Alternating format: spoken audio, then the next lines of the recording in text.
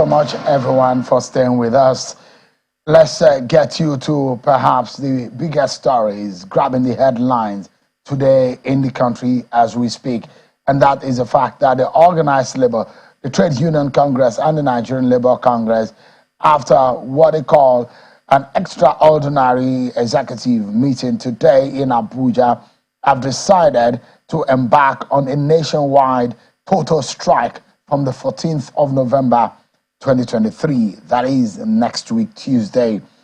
The meeting follows on the deliberation they had after they made their demands on the federal government to react and speak up on what happened to their leader, the NLC president, Mr. Joe Ajaero, when the NLC went for a protest in Imo State. They described the action as barbaric and unacceptable.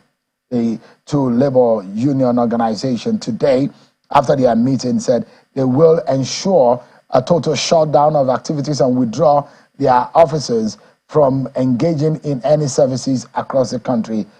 By the way, they've made some far-reaching decisions, which also include a deliberation and an agreement that to order the immediate withdrawal of services and shutdown of Imo State beginning midnight today, and that if the demands are not met, workers all over the Federation will join in withdrawing their services by midnight on Tuesday next week. And they said now that all state councils of NLC and TUC and affiliates are by this resolution mandated to ensure full compliance with that decision. I'm now being joined tonight on the program of one of the leaders of Nigeria's organized labor, the TUC president, Trade Union Congress, Comrade Festus Sifo. Thank you so much, Comrade, for joining us tonight. Thank you so much, Shehu. Good evening, and good evening, viewers. Strike again. It seems to be one song that the labor sings very well. Yes, Shehu, you know, today we had our meeting, just as you've read out, the meeting of the NLC and TUC, the NEC meeting. So we called the meeting in order to appraise what happened in Owerri last week. So, and you know, we are leaders, we listen to the people. So when you call meetings, this particular meeting was a meeting that was attended by close to 200, even much more than 200 participants. And at the end of the day, the neck of both organs felt that the right thing to be done is, first of all, effective this night. We are going to start withdrawal of service across, you know, in Imo. We'll start both flight operations. We'll go ahead with electricity. We go ahead with supply of electricity PMS. Has been impacted since last week already. Yes, of course. But we are going to deepen it and we are going to take it further, because for us, what was done in Imo State was barbaric. What was done in Imo State was fundamentally wrong, against all norms and all principles. So for us, we say no, no, no. The question was that Joe Ajaero went to Imo to do what? Did he go to Imo to further his personal interest? The answer clearly is a no. He went there to speak for those who could not speak for themselves. He went there to advocate for people who could not advocate for themselves. And at the end of the day, what happened turned out that way. For us, it is a no, no, no. So when we do that in Imo tomorrow, Thursday, Friday, and through the weekend, then we'll now get to Monday. If the government, because we have asked some certain things that must be done. So if the government refuse to do those things, then we are going to call for a total shutdown of the nation effective Tuesday next week. What are those demands?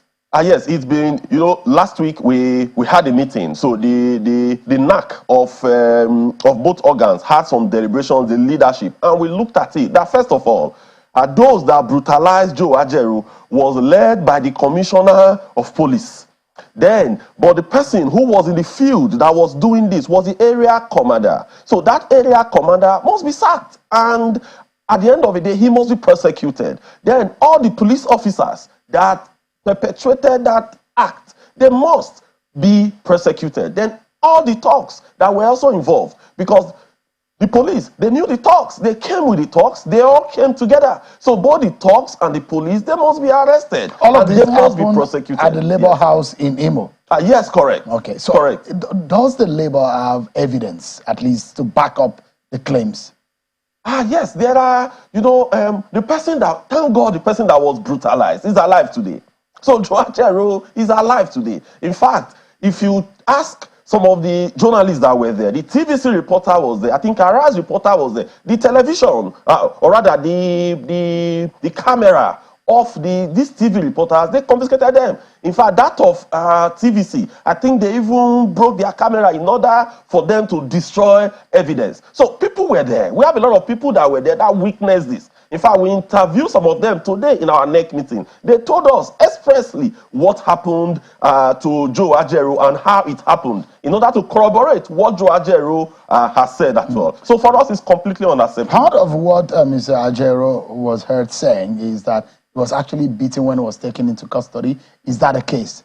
Yes. What exactly is the picture that was painted by Mr. Ajaero and those whom you interviewed today? Yes, Joe Ajaero was inside his car driving to that venue. So just before he got to that venue, he was accosted. So at the front, then some other people also came behind him. They brought him out from the car. They started the brutalization just before he entered into the labor house in Owerri.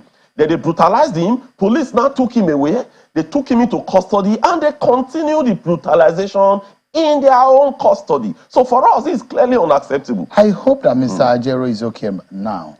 Yes, we thank God. In all of this, in all of this, this is important that his life is secured and is in good health. Yeah, very well. He's getting medical treatment. Yes, he's getting medical treatment. Because the last time I spoke with him, he said his sight was bad and he couldn't see very well. Yes, and we could see the picture on the screen, his swollen face, which showed some of those things that you have said. But the question is, there are circumstances surrounding the situation. Yes. There was a subsisting court order which bars the NLC from staging a protest. Are you aware?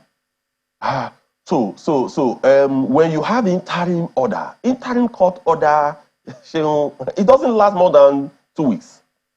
So this interim court order is not an interlocutory injunction. I'm not a lawyer, but from my understanding of the law, it is not a perpetual injunction that is there forever. No.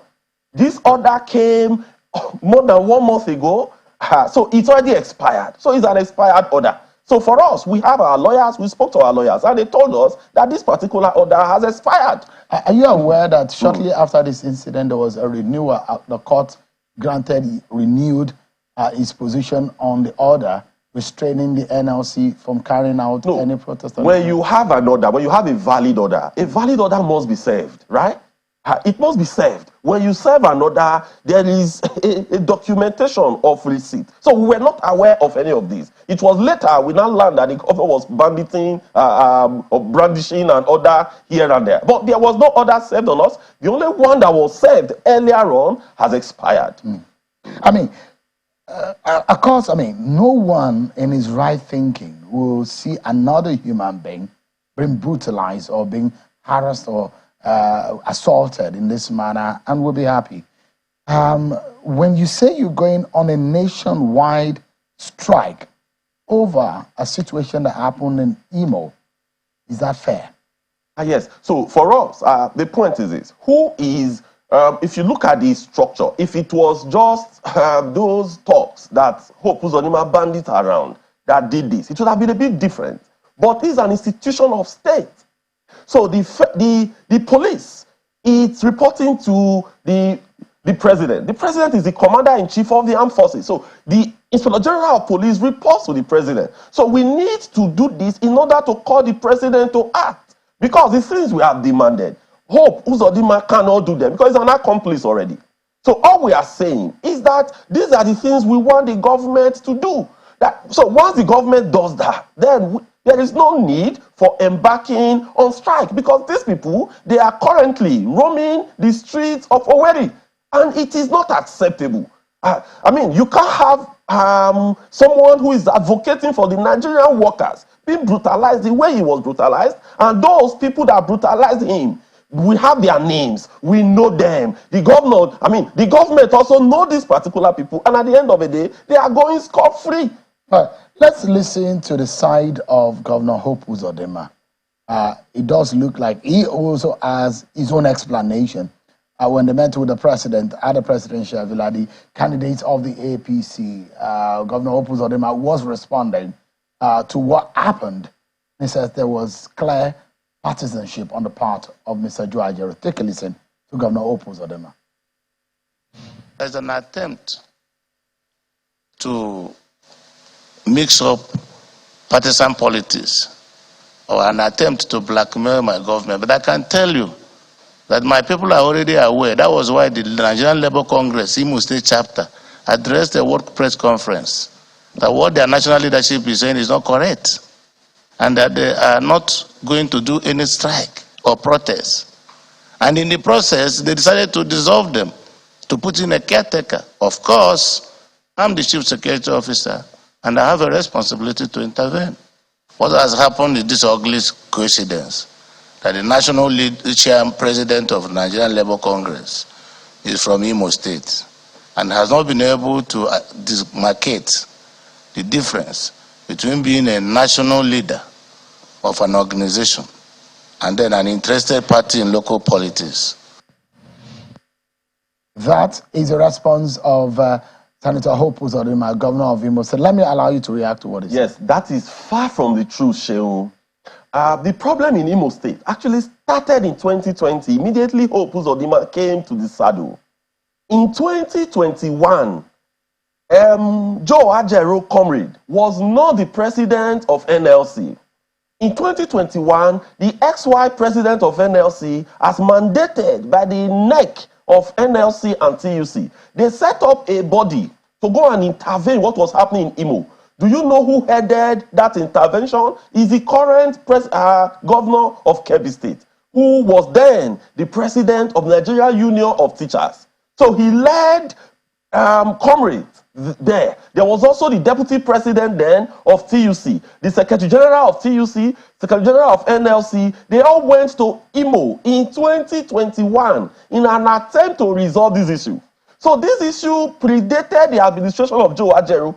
Joe Ajaero became president of NLC in 2023 February. But this particular issue is an issue that has been on ground since 2021. So his colleague today is the governor of Kebbi. He was the one that went there in an attempt to resolve it. If there was no issue, the world should ask Hope Uzodimma that he signed a communique, an agreement with Labour just sometime around May. So has he implemented anything in that agreement? The answer clearly is a no. You know, in Nigeria, it's very easy for politicians to politicize everything. Joe Ajaero was not in Imo for politics because there was no need for it. There were issues. There are people that were sacked that are not being paid. There are people as well in Imo that are being owed several months' salary. So, I mean, these were the issues. He said the Nigerian Labour Congress in Imo State issued a statement. I think, I don't know, politicians find it so easy to lie to the public. What happened was that Hope Uzodimma was trying to foster a candidate on NLC. NLC election that was to be done sometime in February. When that election was already planned, when Hope Uzodimma saw that the candidate he was sponsoring will lose the election, this was in February, they sent talks to the same secretariat to disrupt the election.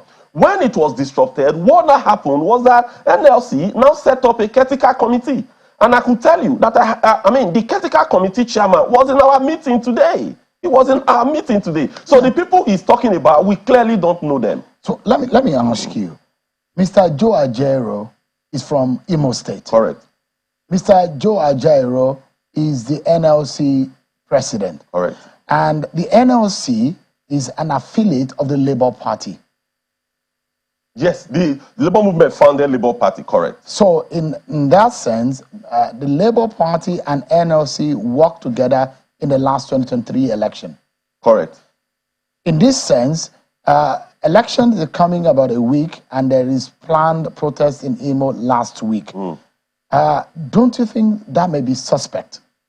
You see, politicians... And with the background of the fact that Mr. Joe Ajaero by himself, who is also from Imo State, is a member of the Labour Party by extension and goes on the ground by himself to lead the protest.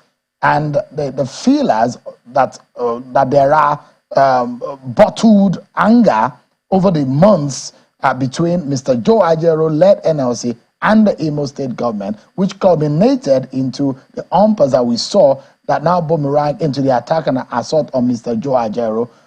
You don't think that that is suspect, that this is coming just before the election? That would have been correct if this issue was an issue that originated last week.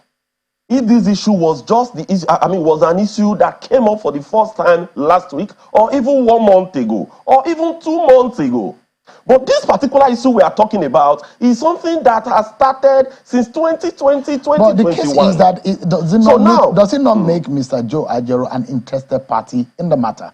No, these issues are different. Okay, so let me give you the background again. The question I'm asking is the fact that Mr. Joe Ajaero, an Imo citizen, is going to be his origin is in Imo State, is of the Labour Party, and there is going to be an election, and in that sense, it's been seen as an interested party in the matter.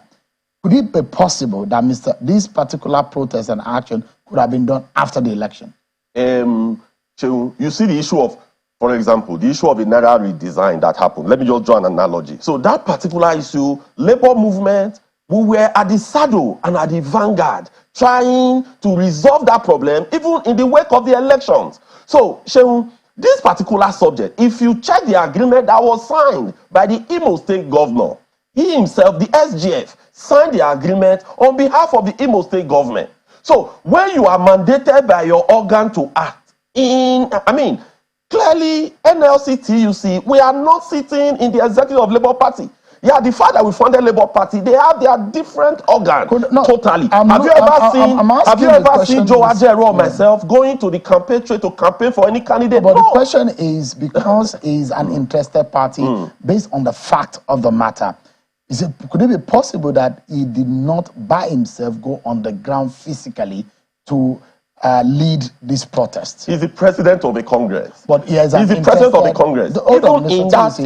He's the president. Yes. And I'm asking, is an interested party in the matter? Because of the interest, is it possible that he did not participate? He did not participate in what? In the protest that led to this. Because the clash is there are those who believe that, and you heard the governor who said, this is a clear case of partisanship. That is, the governor is just hiding under that to perpetrate what they perpetrated. Because at the end of the day, the issues are different. Like as I have said, the person that has led this issue before now, when Ayuba Waba, comrade, was the president of NLC, is the current governor of Kebbi State. When he was leading it, why didn't they say it was partisan? Also, in that same state, you had the Secretary General of TUC that was also there leading the TUC. So is it coincidence? He's from Bauchi. Is it coincidence that this protest is coming just before the election? We have had protests before. We've had strike in Imo. We've had strike since this year. We have had series of protests and series of strike in Imo, Imo State. Sometime in May. We also had... Let me show you the response of the police on this matter. Please put up the response of the police, which they gave in because part of the allegation was that Mr. Joe Ajaero was abducted and So they said they never arrested. They said it is pertinent to state that the NSC president was in Owerri as part of arrangement of the Congress to mobilize workers for a mega protest rally in the state.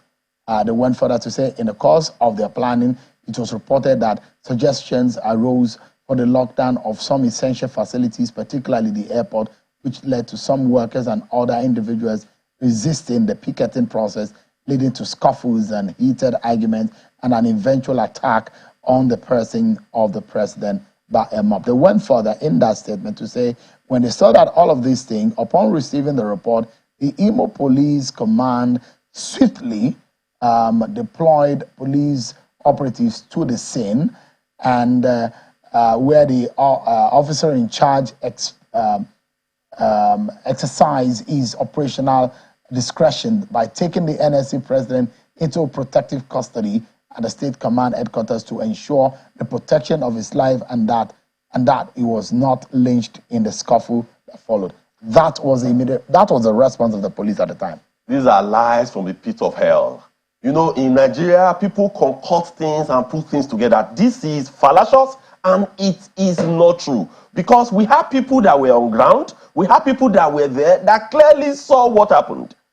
The same police, they were the ones that started beating Joe Ajaero, and they also commissioned some mobs to beat him. Then in that process, they whisked him into their car and they took him away. There was no point you had such altercation. The way the labor movement works, it's a command and control system. So it is not when the neck gives a direction, when the organs gives a direction, everybody must execute. Right. So there is nothing like that whatsoever. It is not correct. So to resolve this matter, because this is a stalemate, the lives and livelihood of a lot of people will be affected. And there are those who believe that this might be an overkill, because each time there is some kind of dispute, the labor threaten strike. And this is looking like an overkill for whatever that happened in one state of the Federation, either the 36th and the FCT, the whole nation will be made to suffer just because of the altercation or the assault that happened in Imo State, which is condemnable, the attack on the NLC president. But to finalize this conversation, of course, I would like, if you put up the response of the Imo State government, because they had their own side of the story immediately that happened. Put it up, my producer, so that the viewers can see it. They say we have no hand in Ajaero's arrest. But on a final note, and this is going to be my last question to you, and to say, going forward, what do you think is the way out? So, this strike action might be painful and might have some impact on the economy. What do you think could be done to avert it? So the reason you give strike notice is to give the institution of state, or if it's a company, the management of that company, an opportunity and a time frame to act. So what we have done now, we are shutting the state down today. Yeah, that is the state. But that is the state. But for the nation, we are saying, if you remember last week, we said by Wednesday, right? So we have moved it again to say Tuesday next week. That will be almost 2 weeks. So what we expect the president of the Federal Republic of Nigeria to do is to set up a high-powered inquiry into this problem. Is to come around and say, okay, this police is suspended, this particular person that was involved is suspended, and that they are going to investigate. And the people that are involved, they must be prosecuted. So we must see that action, because Hope Uzodimma cannot take such action. It is the president of the Federal Republic of Nigeria who can commission the IGP to take such action. So when we see such actions are being taken, then we will re-examine our position. So what we have simply done is to give the time frame for government to act. We could have started the strike tomorrow morning, right? We could have started on Thursday, but as a responsible organization, we felt that let us still give a little time frame to call government to action. Because today is Joe Ajaero. Tomorrow, nobody knows the person it could be. This is an absurdity. This is the entire Nigerian labor movement is being called to trial, and we will respond swiftly. Because Joe Ajaero went there, he wasn't with a gun, he wasn't even with a knife, he wasn't even with a spoon or anything. There was no machete with him. He went there with his mouth to address the Nigerian workers and to protest. Protest is protected by our constitution, protected by all known international norms. So the fact is this. Even if, for example, Joe Ajaero was in Imo, for example, for politics, let's assume, does that call for Hope Uzodimma to release his talks to batter Joe Ajaero? What if he had died?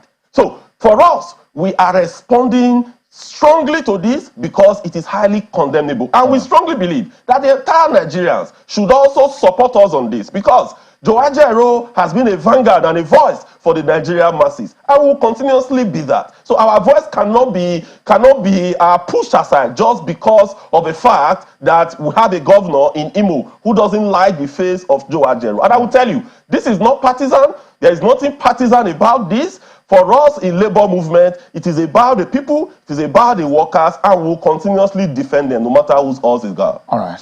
The interest of the Nigerian people is also paramount. Thank you so much indeed, Mr. Festus Osifo, the president of Pegasan and the TUC. Thank you so much indeed for your time. I appreciate it.